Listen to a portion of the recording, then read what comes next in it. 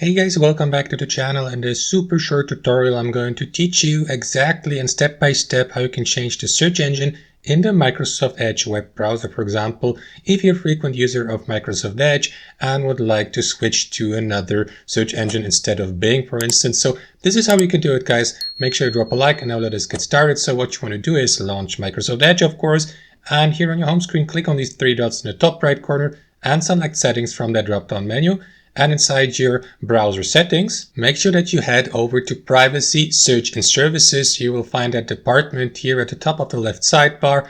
And here to the right, select Search and Connected Experiences. From the following drop-down menu, select Address Bar and Search here at the bottom. And here where it says Search Engine Used in the address bar to the right, simply click on that arrow down icon and select your preferred search engine like Bing or Google or DuckDuckGo or Yahoo. And that's all to it. Alternatively, guys, you may click on Manage Search Engine below and add a custom search engine to that list. You can do that by clicking on that Add button here and by adding the URL of the search engine here. And that's actually all the magic behind this, guys. As you can see, super simple. Hope you enjoyed the video, got some real value from it, and I'll see you next time on our channel.